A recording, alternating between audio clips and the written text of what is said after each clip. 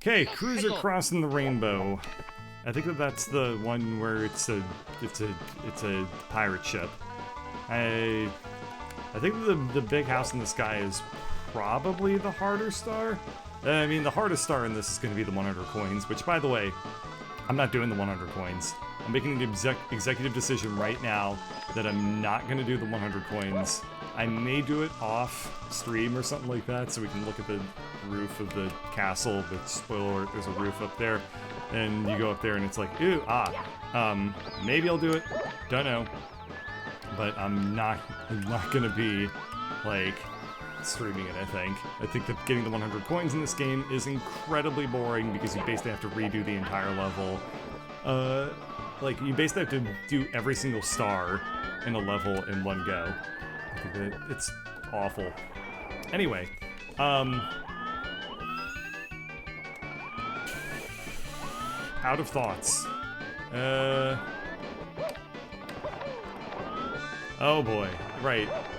Okay, the other major piece of, like, religious or ancient philosophical text that I've read is the Bible. Yes, indeed, I've read the whole thing. I didn't finish the New Testament. So, I've read the Old Testament, and I started the New Testament, but I finished, like, the Gospels, and then I was like, okay, that's kind of the gist of it, and then I didn't finish any more of that. But I read the Bible, and that one was also super interesting because it alternated the Bible. So reading the Bible like cover to cover as if it was a book is probably not something I would really recommend. But that's what I did. No! Oh! Come on. I meant a long jump. Oh, yes, I read the Bible, basically front to back. I gotta say, it alternates between being very interesting and mind-numbing. Like, you read Genesis or whatever, Genesis is cool, because you know basically every single story in Genesis. They're neat, they're short, you learn a lot, they're pretty fulfilling to read, I guess. You get to Exodus, book number 2. Also pretty good stuff. You get to, it's about Moses, it's about everyone leaving Egypt. Pretty cool stuff. No, you know it pretty well. For the first 75% of that one. The back 25% of Exodus is like 5 chapters describing how they built a certain temple. And when I say how, I don't mean like, oh, this is the history of like the architecture behind it or whatever. It's more like you need to build a 3 cubit by 3 cubit altar, which is encrusted with this many sapphires, and also it needs to, like, the doorway needs to be 4 cubits tall, and when you get to this other thing, like, it's just literally laying out. It's almost like you're reading like the specs for a video card, except if the video card were a building. And it goes on and on like that for what seems like nearly 40 pages. And then you're like, okay, that was enlightening? It wasn't. But anyway,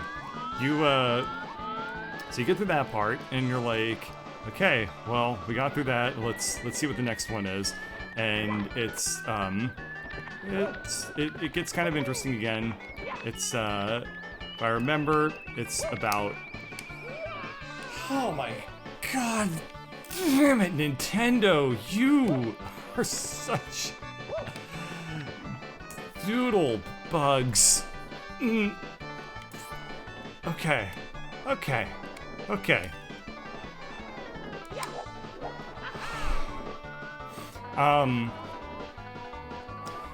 So it's about, I think it might be Leviticus or something, I don't really remember.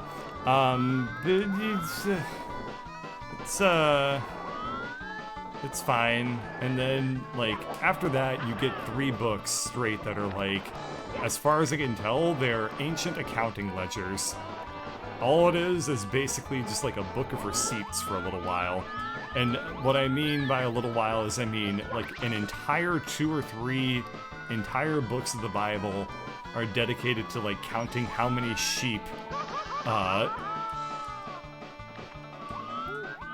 the fact that I lived is probably the most insulting part of this. I'm gonna exit course so I can heal up and try again. All it really feels like it becomes at a certain point is just describing how many sheep is owned by this other person, how many bolts of leather are owned by this other person, how many cattle heads are owned by this one person. This keeps going. Going and going.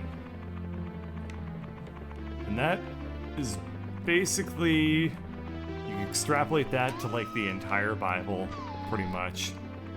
Not all of it. New Testament's way more interesting than the Old Testament. But, it's just like, alternates between, like, very, very substantial and interesting stuff, and then books of describing how many people were born in a certain house. So there you go. That's the tour of my vague recollections of important works of religion and philosophies. There's probably a couple more out there, right? Like, I don't think I've ever read,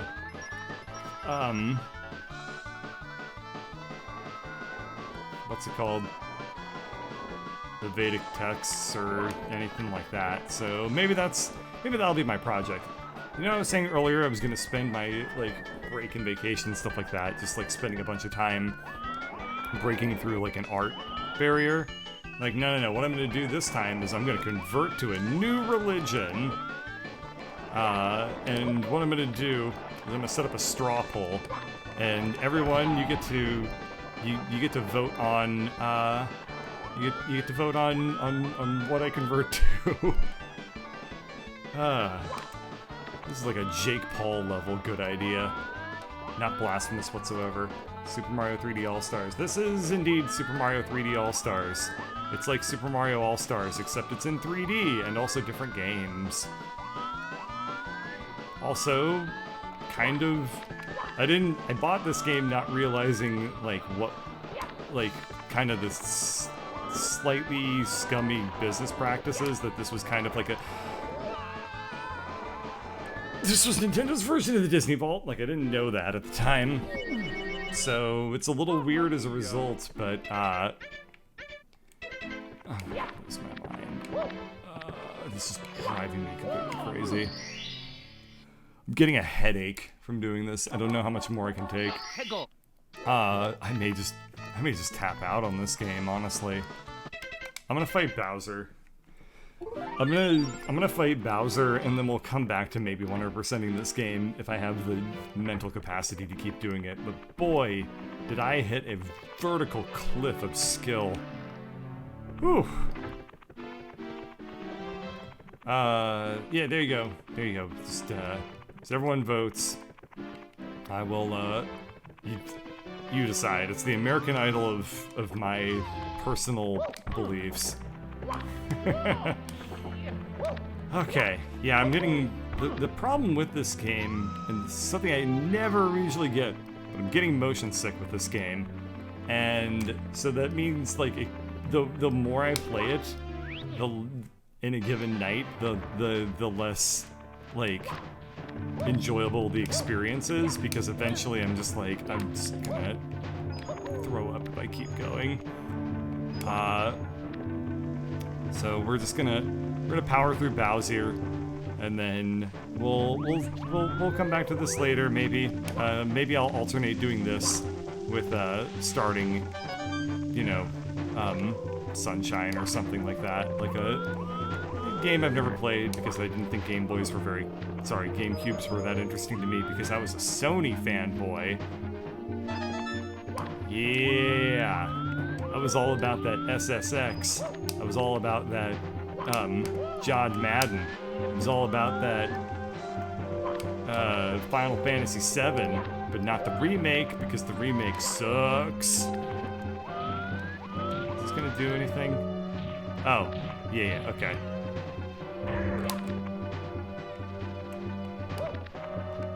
Okay. Forgot how to fight this guy. I don't think this is the way to do it.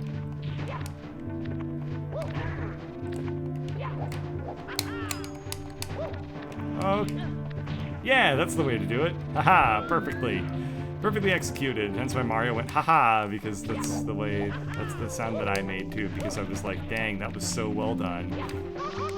Oh no! Okay. Oh. This is perfect. This will give me a chance to see if there's a red coin under this box or some shit. Some whoop. Because we don't swear anymore.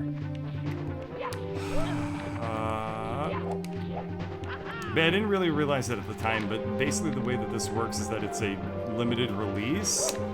And come on! It's a limited release, so it might even actually be off the market already. I don't really know, but I have a physical copy because this whole experience basically taught me that I shouldn't trust any digital things ever again.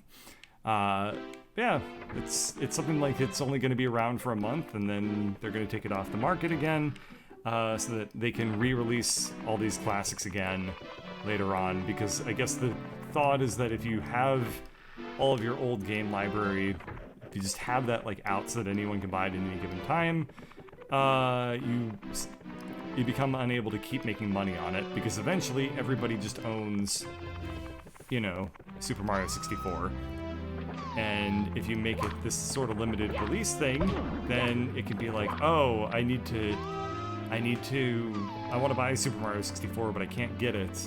So I'll just wait until the next console, because they'll release it on the next console for a little while. And it's a way to, you know, it's a nice little way to keep things scarce artificially. AKA the best outcome. Everyone loves artificial scarcity.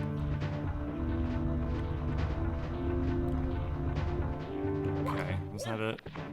Alright. I might as well try to get all the red coins, because if I do ever decide to 1-hundo this, then getting the 8 red coins on this stage means I don't have to do it a second time. So, might as well try. Words, thoughts, don't remember them. Probably weren't profound anyway. I often wonder... I share my opinions quite a lot because I'm alone with my thoughts, and by alone I mean I do have a live audience, but I often wonder, like, why the hell does anyone listen to me? I often wonder, like, I'm a lay person in so many things, and the things that I'm actually potentially, theoretically, like, an expert at, or could have, like, any sort of informed, nuanced takes, I never talk about. Like, no, I don't ever talk about, like, oh, this is, you know, my thoughts on cloud computing or anything like that. Okay, cool. So, never talk about... I only ever seem to talk about things that are...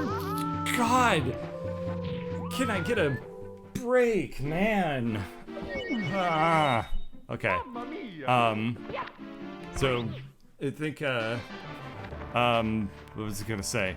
Yeah, it's like, I guess I am somehow interesting enough to listen to, presumably because I can be entertaining, and I'm like, I will take your word for it. No, just kidding. Nah, I know that the reason you keep coming back is because I'm really goddamn hilarious, and you all just beg for my humor droppings. I mean, I guess the thing is, like, I think to myself, I don't know. I don't think to myself. There we are. I don't know where this thought came from, and I don't know where it ended. So that's the end of that one.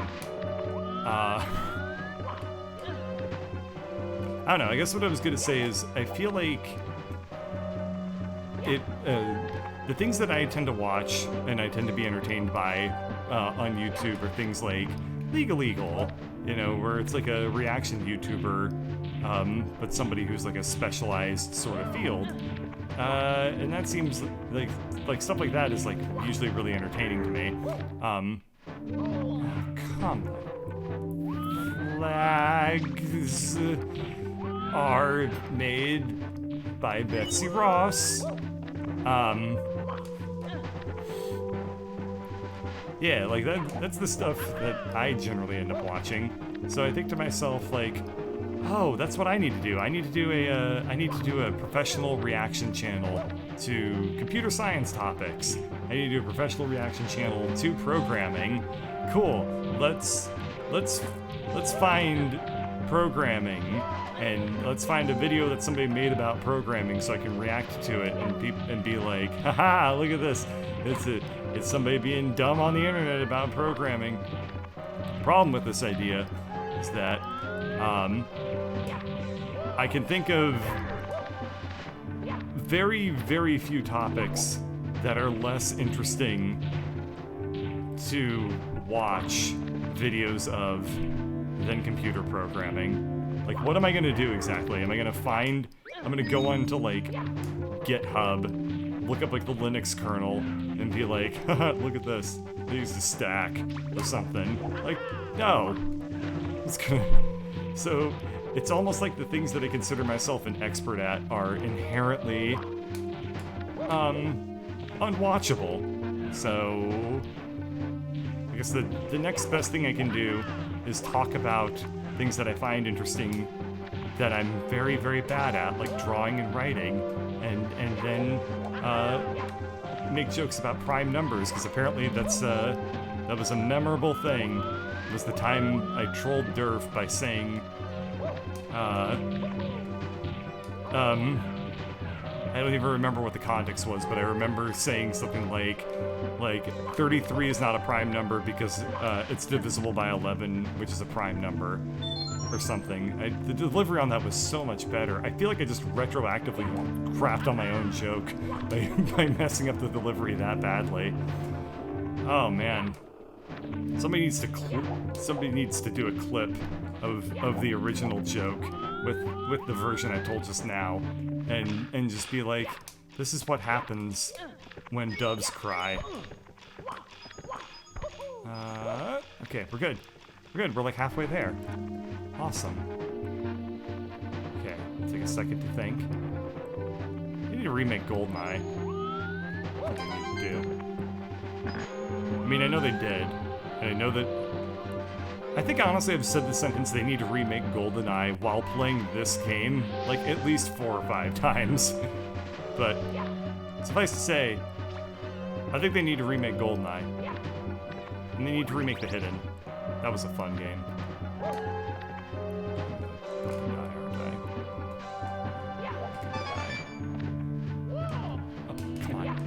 Oh! Okay, I can live with this. This ain't bad. This ain't great, but it ain't bad. Ah, yes. Now, what I should do is I should find something that would be very, very fun to be like a reaction channel to. But I should also just pretend that I know what I'm talking about the entire time. That's what I should do. I should be like a legal channel, like like. 'Cause there's a couple of those where I just react to like science fiction, not a legal channel at that point, but I just react to like science fiction movies or something like that, and I'm like the propulsion engineer reacts to bad faster than light travel scams on Star Trek or something. But I'm not remotely actually qualified to talk about it. And I just try to bullshit my way through an entire episode, and people have to figure out which part is real and which part is fake. And the correct answer is all of it's fake. Oh god. Oh, come on, man. I just want to fight Bowser and have a beer. Just kidding, I don't drink. I haven't had anything to drink in ages because I feel like there's no reason to drink. And there's coronavirus. Okay, we're good, we're good. We have one red coin to get to. It's not even hard to get to it. Oh, I'm so scared. I'm so scared. This is such a scary game. It's like I'm facing up against Bowser, who's the most terrifying enemy in all video game. We're gonna get it. Oh, man. Epic little wind effect at the end, too. I hate that. I hate that is such a annoying part, too, is that, like, when you jump over the wall, the wind effect just very suddenly breaks. You get no indicator that it's gonna happen, so you have to, it's just terrifying. It's so scary, because you just all of a sudden, like, your forward momentum just shoots up. Alrighty, now we need to fight Bowser. This couldn't be more difficult. I mean, this couldn't be easier, right? Bowser's easy. Haha, ha. Okay.